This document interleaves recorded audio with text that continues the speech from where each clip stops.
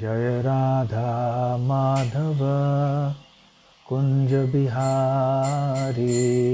Jaya Radha Madhava Kunja Bihari. Jaya Gopijana Vallabha Girivaradhari. Gopijana Vallabha Girivaradhari.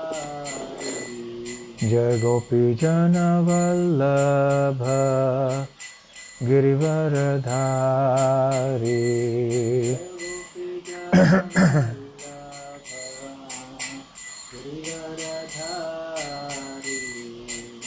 Yashodanandana Brajajana Ranjana.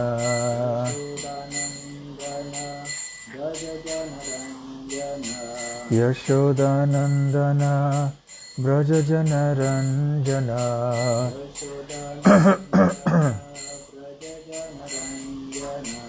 Yamuna Tira Vanachari.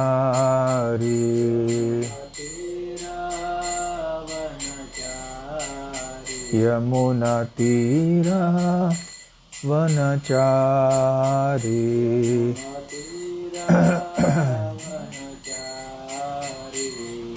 Jaya Radha Madhava Kunja Bihari.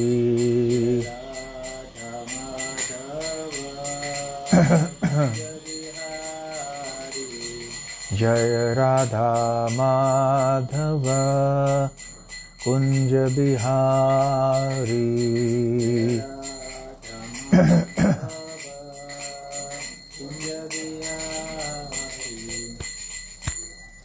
Jai Om Vishnupad Paramhansa Parivrajakaacharya Ashtotra Sat His Divine Grace Abhay Charanaravind Bhakti Vedanta Swami Srila Prabhupada Ki Jai. Ananta Koti Vaishnava Vrinda Ki Jai. Srila Bhakti Siddhanta Sarasvathi Thakura Ki Jai. Srila Prabhupada Ki Jai. Gaur Premanande. All glories to the assembled devotees. All glories to the assembled devotees. All glories to the assembled devotees. All glories, all glories, all glories to Sri Guru and Gauranga. Om Ajnanatimmirandhasya Jnananjana Shalakaya Chakshurun Militam Yena Tasmai Shri Gurave Namaha. Shri Chaitanya Mano Bhishtam Sthapitam Yena Bhutale Swayam Rupa Kadamahyam Dadati Svapadantikam Vandeham Shri Guru Shri Yutapadakamalam Shri Gurun Vaishnavamscha Shri Rupam Sagrajatam Sahagana Raghunathanvitam Tam Sajivam Sadvaitam Savadhutam Parijana Sahitam Krishna Chaitanya Devam Shri Radha Krishna Padang Sahagana Lalita Shri Vishakhanvitamscha Nama Om Vishnu Padaya Krishna Presthaya Bhutale Srimate Bhakti Vedanta Swamin Niti Namine Namaste Sarasvate Deve Gauravani Pracharine Nirvishesha Shunyavadi Paschatya Deshatarine Vancha Kalpatarubhyascha Kripa Sindhubhya Evacha Patitanam Pavanebhyo Vaishnavebhyo Namo Namaha. Jai Shri Krishna Chaitanya Prabhu Nityananda Shri Advaita Gadadhar Shiva Sadi Gaura Bhakta Vrinda. Hare Krishna, Krishna Krishna, Hare Hare, Hare Rama, Rama Rama, Hare Hare. Hare Krishna. A very warm welcome to all of you for this talk on Srila Bhakti Siddhanta Sarasvathi Thakura. And I'm sure it will be pleasing for you to have a warm welcome when you are at minus 20 degrees Celsius in Ottawa. And also I hope that the words about the great Acharya Srila Bhakti Siddhanta Sarasvathi Thakura will also warm our hearts, and that will also be very helpful spiritually and materially in the midst of this winter of material existence.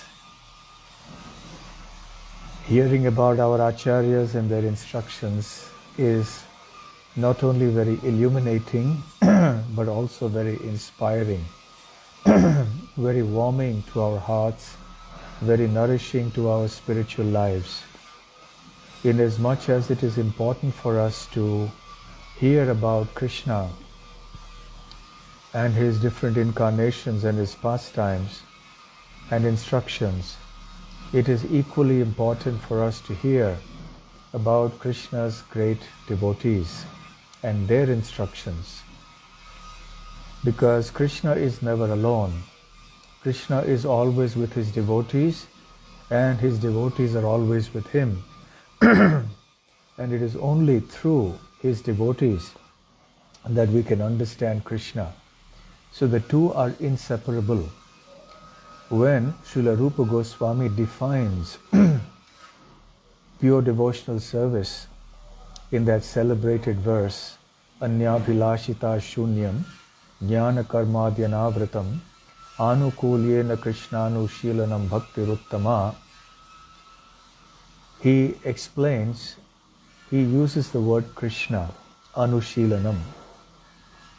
Pure devotional service is that which is service which is cultivated in a favorable spirit and is devoid of any other contamination, be it the contamination of any materialistic desire for enjoyment in this world, or even for the objective of merging into that impersonal spiritual light. So this practice of devotional service, this cultivation has to be done constantly and in accordance with the teachings of the followers of Krishna.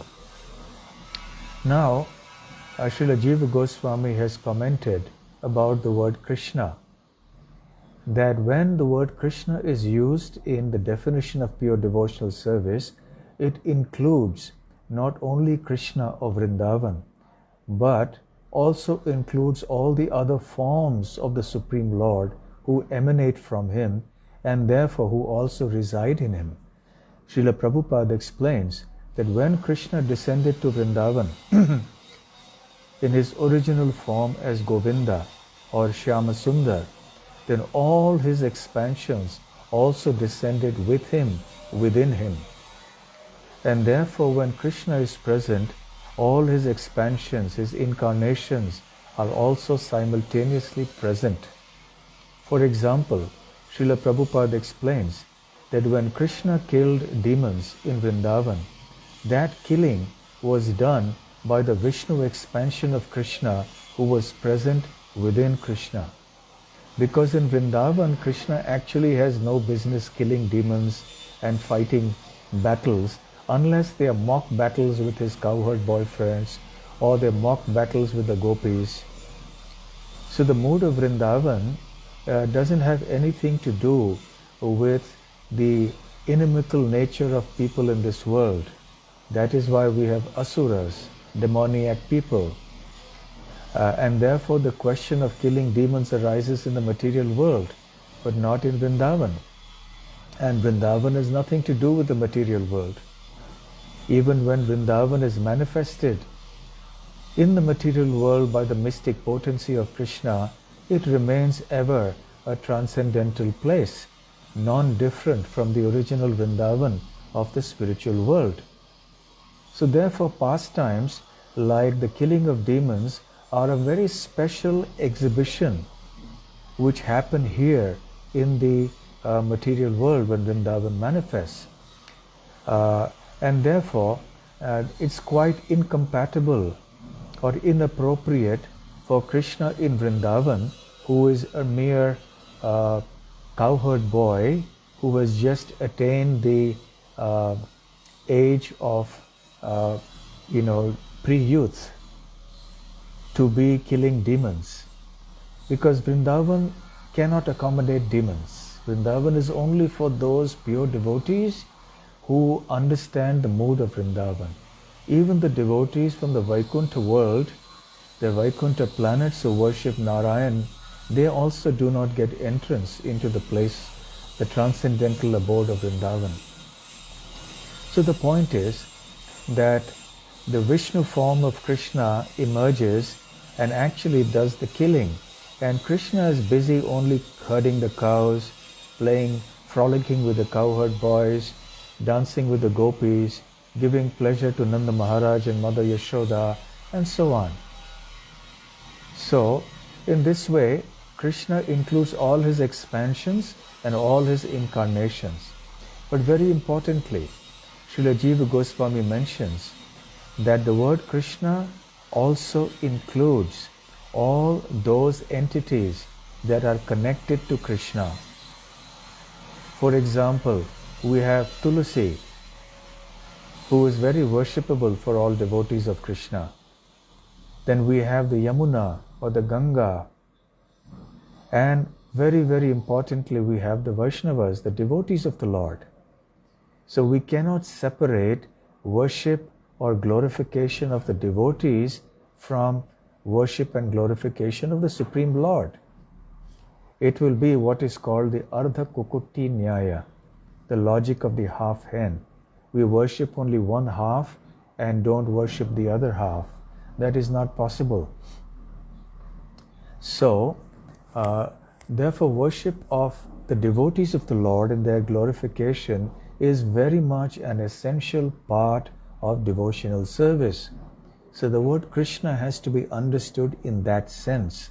And Jiva Goswami says, if that wasn't the case, then what are we doing? Worshipping Tulasi, worshipping the devotees, worshipping Ganga and Yamuna, and so on. So therefore, because Krishna is more pleased when his devotees are worshipped, that the worship and glorification of these entities or personalities is included in the definition of devotional service as far as Srila Rupa Goswami and Srila Jiva Goswami are concerned. So, glorification of the devotees of the Lord is indeed a very, very important part of our bhakti, and it is something we can also easily relate to. And the closer in time that those great devotees are to us, the more relatable they are. Therefore, the pastimes and teachings of the Srimad Bhagavatam come alive in the pastimes that are described in the Chaitanya Charitamrita and the Chaitanya Bhagavat, because Krishna has descended as Chaitanya Mahaprabhu only 500 years ago and not a distant 5,000 years ago. Because 5,000 may appear to be a very remote time in the past and we can't relate to people at that time. Even relating to people 500 years ago may be somewhat difficult. What to speak of 500 years ago, I find it difficult to deal with the youngsters who are 20 years old now. I mean, the generation gaps increases so fast, but nevertheless, compared to 5,000 years ago, 500 years ago is a much more relatable kind of time frame. So the teachings and pastimes of the Bhagavatam come alive, so to speak, in a much more relatable way in the pastimes of Sri Chaitanya Mahaprabhu. Similarly, in the pastimes of great devotees like our Acharyas who followed Sri Chaitanya Mahaprabhu, coming down to our present times with Srila Prabhupada and also his followers certainly, we find increased, shall we say, relish, because we can understand the challenges they have gone through, we can understand what kind of context they lived in, and that's something that we also face in our day-to-day lives. And that is how we can see and relish Srila Bhakti Siddhanta Sarasvathi Thakur's life. Srila Bhakti Siddhanta Sarasvathi Thakur was, as we all know, the spiritual master of our Srila Prabhupada. Srila Bhakti Siddhanta Sarasvathi is addressed as Srila Prabhupada in the Gaudiya Maths. And therefore, when they refer to our Srila Prabhupada, they call him Swami Maharaj. Because the title Srila Prabhupada in Gaudiya Math is reserved for Srila Bhakti Siddhanta. And for us, because we call him Srila Prabhupada, we need to clarify the distinction that there are actually all the great acharyas can be given the title of Prabhupada. as Prabhupada himself mentioned to his disciples in the time when they were asking him what should they address him. Should they address him as Swamiji or Guruji or whatever names that they came up with. So in any case, finally they came Vishnupad and so many other names came up. He said, Prabhupada, he said, okay, that's fine. So what's in a name? Yes, there is a lot in a name. But it just reminds me of a little joke. One of our sannyasis was asked by somebody as to how he should be addressed. Should he be addressed as Your Holiness or as Maharaj or what? So how should we call you? He said, you can call me anything, but make sure you call me for prasadam. So anyway, we may think what's in a name, but there is a lot in a name. A name, and especially the name of Krishna and his devotees, that means a lot. So in any case, Srila Bhakti Siddhanta Sarasvathi Thakura was the spiritual master of Srila Prabhupada. And now, I'm sure you've all heard that ISKCON Kolkata has procured and purchased the places that are concerned with connected with Srila Bhakti Siddhanta Sarasvathi Thakura and Srila Prabhupada's meeting. The place at the Ulta Danga Junction where he met him first time. Also the place where Srila Prabhupada was born. So these places have been procured by ISKCON Kolkata, and the government of West Bengal has cooperated very nicely. Devotees from around the world have sent in generous donations, although I'm sure they require more. And now the work of renovation and bringing them up to a certain level and protecting it as a heritage place is going on right now. And I think very shortly, in 2 months or so, it's going to be inaugurated, especially the place at Ulta Danga Junction, where Srila Prabhupada met Srila Bhakti Siddhanta Sarasvathi for the first time. He was taken there by a friend of his, and Srila Prabhupada, who was then known as Abhay Charan De, was not inclined to go and meet yet another sadhu, because he had met many sadhus in his home.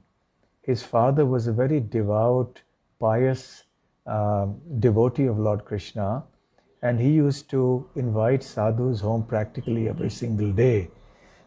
So Srila Prabhupada from his childhood had seen a colorful variety of sadhus, but some may not have been so bona fide, some were of course very bona fide.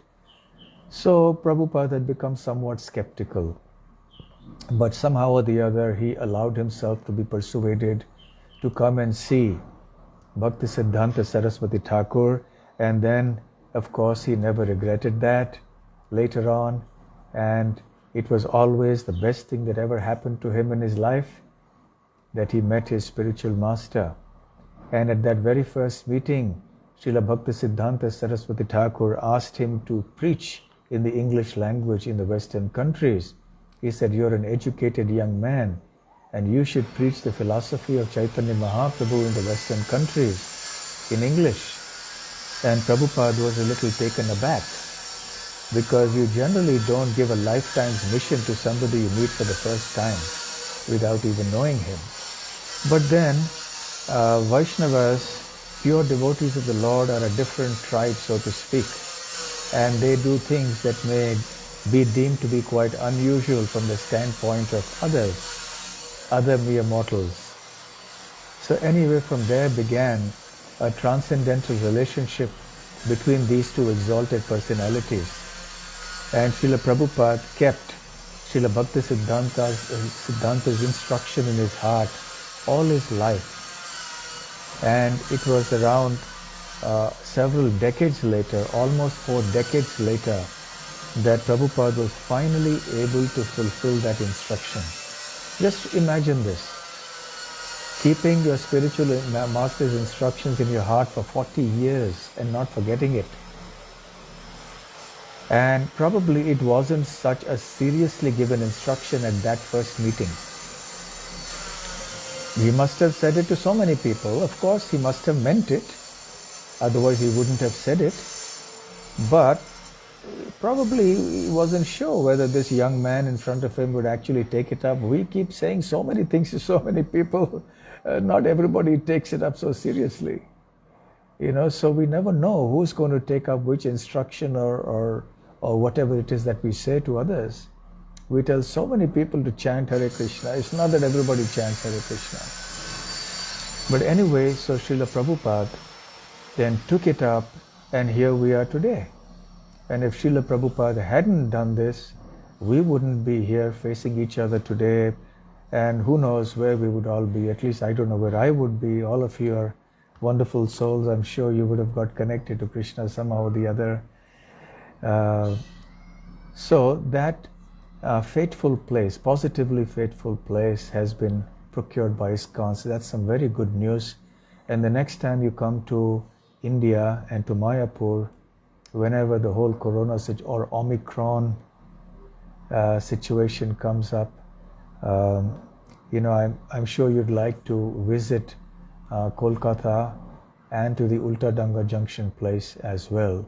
So just note it down in your itinerary for the next time that you're able to visit India, and especially Mayapur and Calcutta. So today being the disappearance day of Srila Bhakti Siddhanta Sarasvathi Thakura, I want to speak a little bit about some of the instructions that he gave to his devotees in the last few days of his manifest pastimes.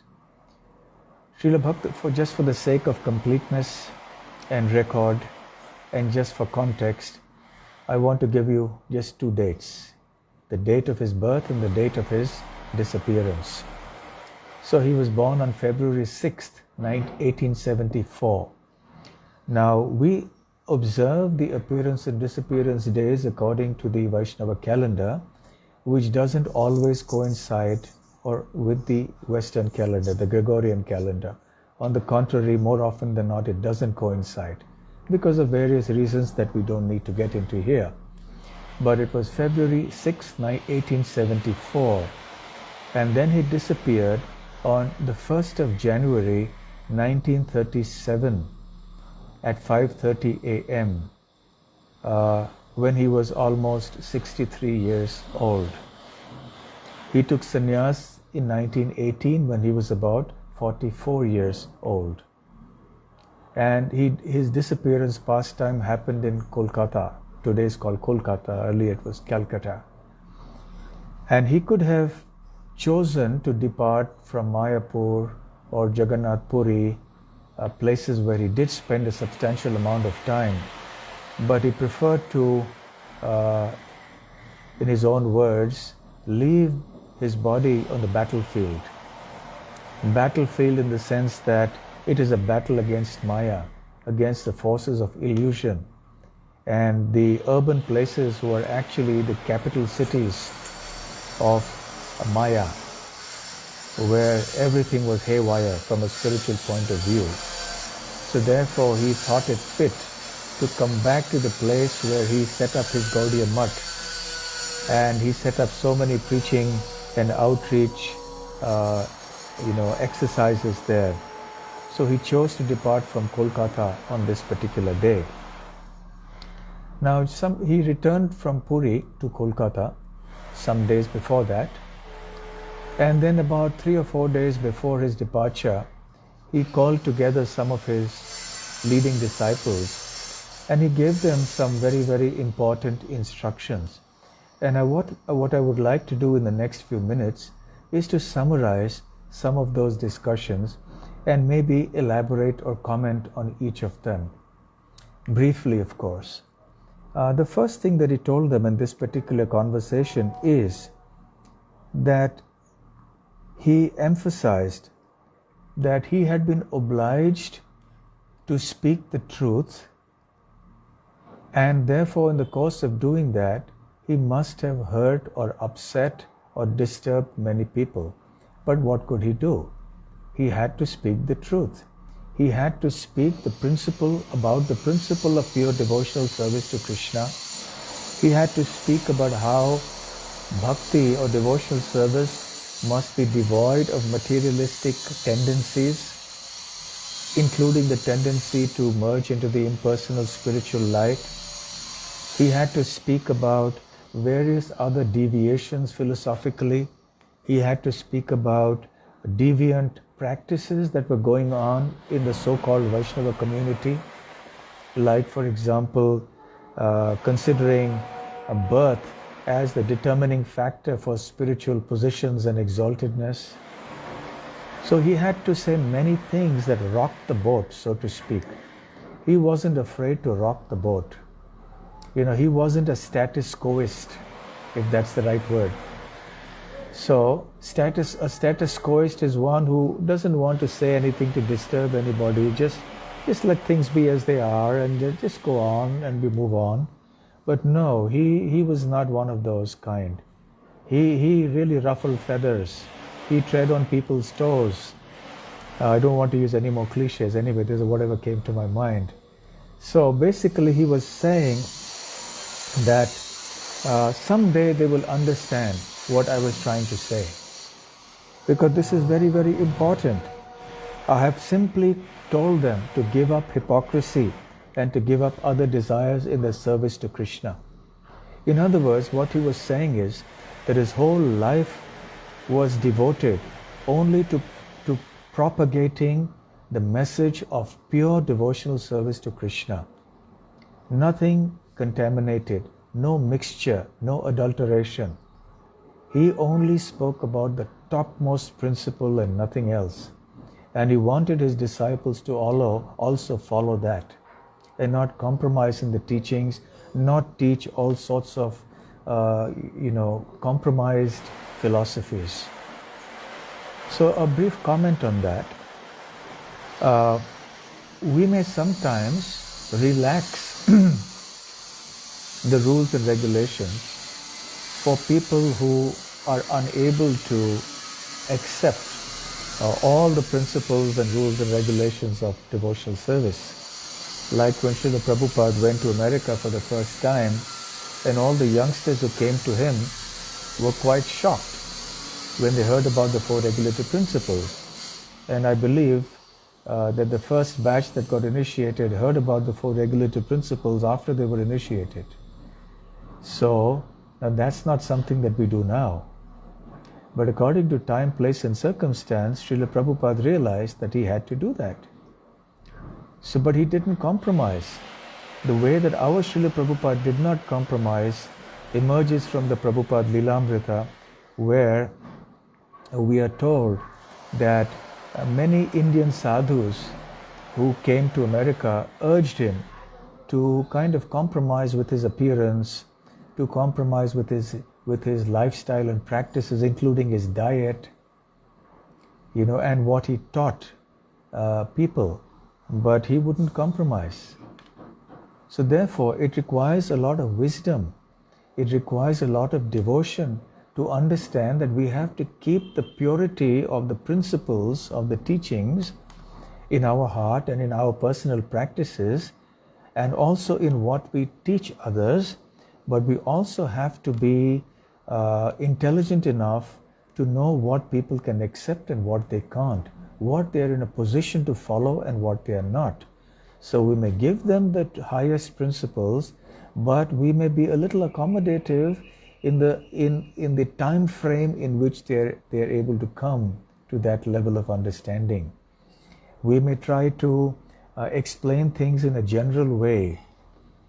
For example, today, if I were to be called to a university or a college in India, they're very sensitive that I should not directly speak about Krishna, because it's a secular country and there are all sorts of other political problems that come out.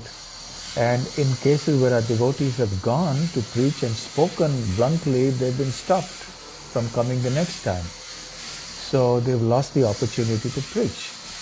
So therefore, this whole idea that we should speak everything as it is very vital to our Krishna consciousness, but it needs that intelligence to know how to present it in a palatable way.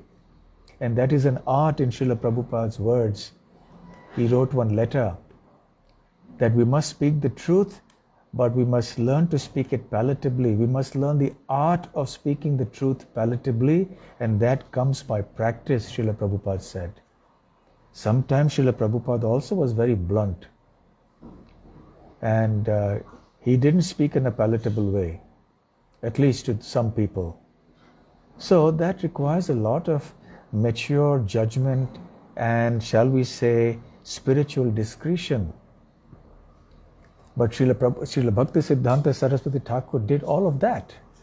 So, where was I? Yes. So he was explaining why he had been obliged to speak the truth, because that was necessary, because that was for the welfare of all beings. Falsehood can never be a medium of welfare for people. It is always the truth, even if it's a little bitter. So it may have been a bitter pill to swallow for some people, but eventually it was for everybody's welfare. The second thing he spoke to them was about the mood in which they should practice and preach Krishna consciousness. While he urged them to preach with enthusiasm, he also cautioned them that they should always think of themselves as a speck of dust at the lotus feet of Srila Rupa Goswami and Raghunath Das Goswami, Rupa and Raghunath. So he essentially expounded on the idea that however successful we may be in preaching or in our different services, or however advanced we may be in our devotional service, we should not think of ourselves as anything but as the servants of the entire parampara of great acharyas and spiritual masters. If because of our own successes, so to speak, in our activities, we start thinking of ourselves as being the cause of our success, or as being, shall we say, talented in some special way, or having some special ability, then that is contrary to the principle of pure devotional service. The devotee always feels dependent on the previous acharyas and on their mercy. So the specific term that he uses here is speck of dust at the lotus feet of the followers of Rupa and Raghunath. And he then cites this particular verse from the Mukta Charita, Adadhanastranam dantair idam yache punah punah Srimad Rupa Padam Bhoja Dhuli Syam Janma Janmani, which means essentially that I hold the grass between my teeth, and I pray repeatedly that I may become a speck of dust at the lotus feet of Rupa and Raghunath. Padam Bhoja means the lotus feet, Dhuli means the dust, Janma Janmani means birth after birth I would just like to become a speck of dust at the lotus feet of Rupa and Raghunath. No mention here of going back to Godhead or being liberated from the miseries of material existence, nothing of that. Just the desire to be a speck of dust. So wherever Rupa and Raghunath and all the acharyas want us to be, we are happy to be there. And whatever they want us to do, we are happy to do that. So this is a kind of mood that is very important for us as devotees to inculcate, to imbibe and to assimilate, so to speak, within our consciousness. The third thing he urged them to do was to remain united. A very, very important principle that Srila Prabhupada spoke about many times. And that's a very valid instruction for all time in the material world, especially in Kali Yuga, where disunity is the norm and unity is a rarity. And we find that in the practical course of activities in the community of devotees. It's very hard to bring about any unity. One reason is, of course, that we are all different individuals and we think differently, we have different natures. So thinking differently in and of itself is not bad. It is actually a symptom that we are alive and that we are conscious. But the problem arises when we are not able to bring together these variety of opinions into a wholesome conclusion that is actually what will please all the acharyas. So, therefore, the principle of unity, and Srila Prabhupada also spoke about that in his final days. He was always urging his devotees, disciples to cooperate with each other. The next point that he mentioned in this particular talk was that they should always keep in mind the clear goal of pure Krishna consciousness in their mind and never abandon it and never lose enthusiasm for its pursuit. So, clarity of the goal. Never lose sight of the goal of pure Krishna consciousness. And number 2, let your enthusiasm to pursue it not flag, ever. And he went on to say that in the material world we will encounter many difficulties, but we should not be bewildered by them and let that diminish our enthusiasm to attain our goal of pure Krishna consciousness. And he mentioned an interesting point, that we should reflect on the nature of these difficulties, but we should not excessively endeavor to remove them. And we should try to see what will happen when these difficulties are not there. What will remain is the eternal spiritual reality. So let us not become too distracted, he said, by the temporary difficulties that come and go. Rather, let us focus our mind on the eternal spiritual reality, which will always exist regardless of what our material conditions are.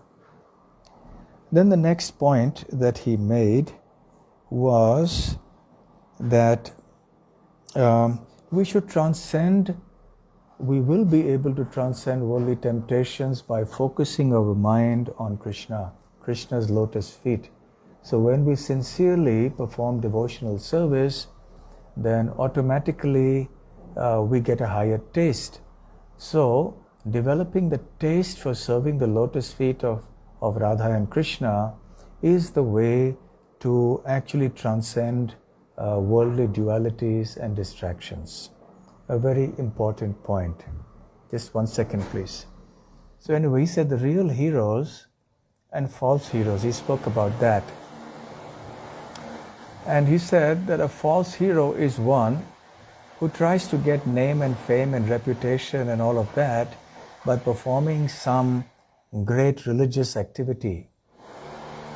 Sure, look, here's what I've done, a magnificent celebration of such and such a festival or such and such an occasion or some particular charitable activity or some religious activity has been organized by me, and I am so religious minded, I'm so charitably inclined. So trying to be heroic in that way is simply a cheating exercise. The real heroes, he said, once again repeating that earlier example, the real hero is one who simply remains a speck of dust at the lotus feet of Rupa and Raghunath. And know for certain, he said, that the stream that has been released by Srila Bhakti Siddhanta Sarasvathi Thakura should not be blocked by any dam. And we should ensure that the current of the movement of Chaitanya Mahaprabhu flows freely and strongly through this Kali Yuga and takes everyone in its wake. So our purpose is to actually ensure that there is no impediment in this stream, and we should ensure that all the other impediments are removed and we permit the free flow of the current of Mahaprabhu's Sankirtan movement to go on and deliver all the conditioned souls of Kali Yuga. And then on the last day, actually in the morning of the day in which he disappeared, he must have realized that he is about to leave. And remember, he left at 5:30 in the morning. So he called some of his close disciples and he asked one of them to sing Sri Rupa Manjari Pada. He asked Sridhar Maharaj, who was a godbrother of Srila Prabhupada, and he asked him to sing this song.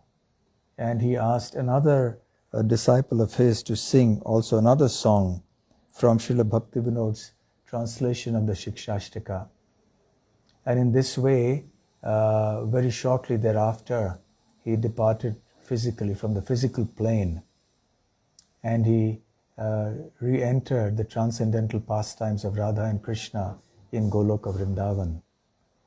So, as has often been said, great devotees instruct the people of this world not only through their living moments, but especially through the last moments when they leave this world. Although that may not always be possible for all devotees, because sometimes devotees may die in very extraordinary circumstances. But we see that in the case of many, many devotees, and our Srila Prabhupada included, who gave the final lesson of final instruction for the world through their passing away. Srila Prabhupada in Vrindavan, in the Krishna Balaram Mandir premises, in his room, and Srila Bhakti Siddhanta Sarasvathi Thakura in the Gaudiya Math in Calcutta. So in such a serene devotional atmosphere, surrounded by the chanting of the holy names and focusing his mind as always on the lotus feet of Radha and Krishna and Rup and Raghunath, he departed from the physical plane at 5:30 a.m. on the 1st of January 1937, according to the Vaishnava calendar. That happens to be tomorrow for us here in India, at least in our part. I don't, perhaps it's for you today? Okay, for us it is tomorrow. So, therefore we observe these occasions. In fact, we celebrate the disappearance days of the great acharyas with great fervor, because they are very important for us. Even though the appearance days are also very important, relatively speaking, it is the disappearance days that are more important, because that is the day by which, that is the event by which that great Acharya his glories have already become known to the whole world. And we are losing his physical association. So it becomes a very painful moment for the devotees.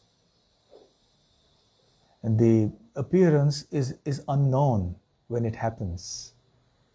We don't know which great devotee is taking birth even now in some corner of the world. But we do know when a great devotee is departing. So therefore we observe the disappearance days of great acharyas like Srila Bhakti Siddhanta Sarasvathi Thakura, and we should pray to him to kindly make us a speck of dust at the lotus feet of his servants like Srila Bhaktivedanta Swami Prabhupada and his servants as well, and that we can remain a speck of dust there.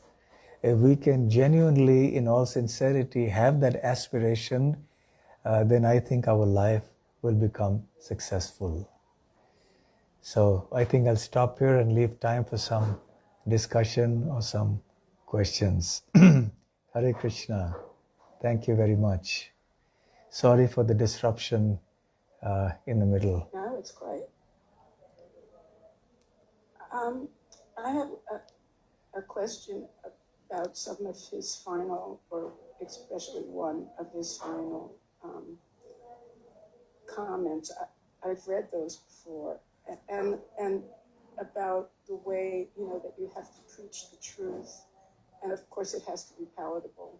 But even in Prabhupada's books, our Srila Prabhupada's books, what to speak of Srila Bhakti Siddhanta Sarasvathi's comments,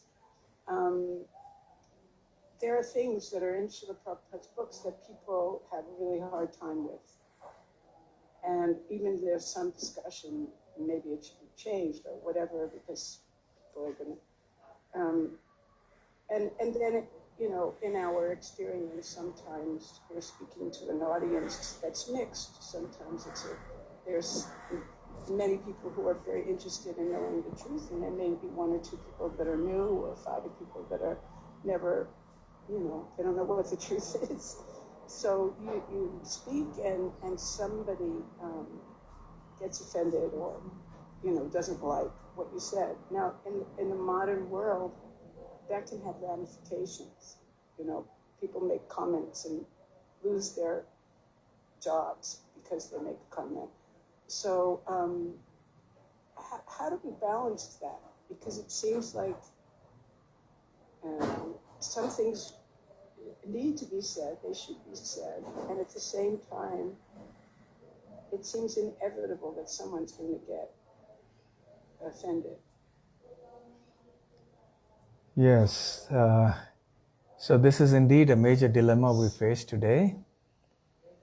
In today's day and age, feeling offended has been raised to the status of a fundamental right, and everybody feels offended about everything. But also equally, people have become very loose in the way in which they irreverentially speak about others and others' beliefs. So we have both problems today: too much freedom of speech and too easily offended. So I think there has to be a kind of a balance between the two. We obviously need some freedom of speech, and we also need some restraint, self-restraint in how we speak it and present it. Now, when it comes to the books, that's a very touchy question. Obviously, these are the Acharya's books, and you can't, if you're correcting them to, if they were earlier printed wrongly or something like that, Prabhupada said something, but it was printed wrongly, and then you're correcting it, that's all right. But to remove something from what was already there, or to add something in the book, in the text itself, is perhaps something that's more controversial. I guess the most that can be done, as some people have suggested, is to offer explanations via footnotes and so on, so that people of the modern day and age can get some proper understanding of the context in which a particular comment was made. But that's not an issue that is an easy one to get everyone to agree with. So I guess we'll have to give it some time to see how that will get resolved, how that will play out. But I give a seminar on this topic called The Culture of Speech, in which I have quoted extensively from Prabhupada's letters and from his words at various times, where we find apparently contradictory statements also. But Prabhupada himself reconciles them. And he says that we should never refrain from speaking the truth. We should not speak an untruth. That's the first principle. We should never speak an untruth. And in speaking the truth, you may sometimes present the truth, and sometimes you may not present a certain part of the truth, depending on whether, on what is going to help the person in front of you come to Krishna consciousness. For example, I know of devotees who've gone into a university classroom and started off with man never went to the moon kind of thing, and it didn't get them anywhere, right? So we should speak about the fundamental things, the body, the soul. There's so much to speak about. So if our devotees are not intelligent in knowing what to present, what aspects of the truth to present, the Acharya's words to present, and we're indiscriminate and we just present everything and want to be sensationalist, then that is going to be counterproductive. It will backfire.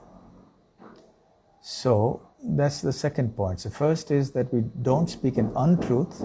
We can't say that Durga is the Supreme Personality of Godhead just because we are with, Durga worshippers. At the same time, if they are in a I've been in situations like that where there are worshippers who are very steadfast and strong, and they wouldn't have anything to do with any adverse comment on Durga.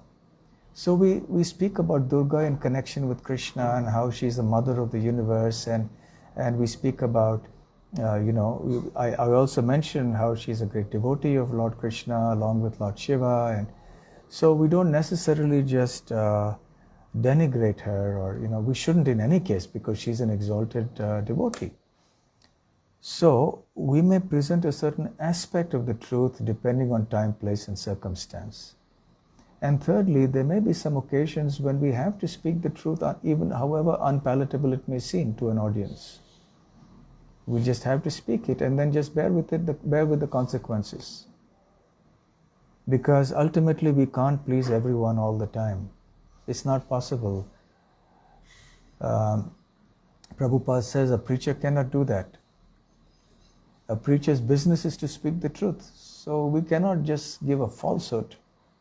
And there will be occasions where, regardless of whether people are upset or not, we have to say it. Now the dilemma comes in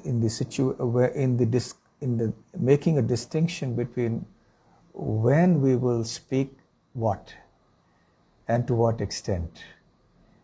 Now, when it comes to Srila Prabhupada's books, it's there in black and white.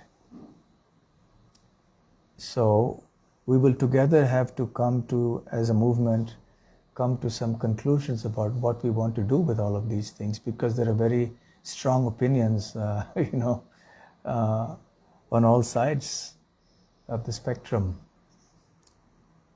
But suffice it to say that we should have the proper explanations ready, at least verbally, if not in the text.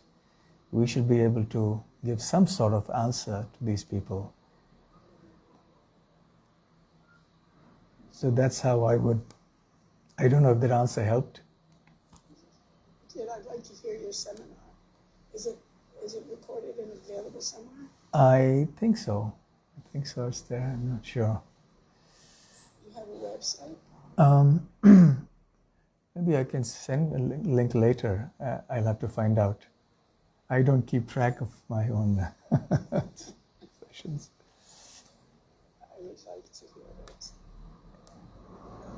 There's just so much competition with the media and the ability of people to express, like, as you mentioned, their opinions in a public forum and get support from other people who really don't know anything about anything, but can be quite vociferous in their presentation of their opinion, and it becomes counterproductive. Yes. And many people are afraid of that reaction. Yes.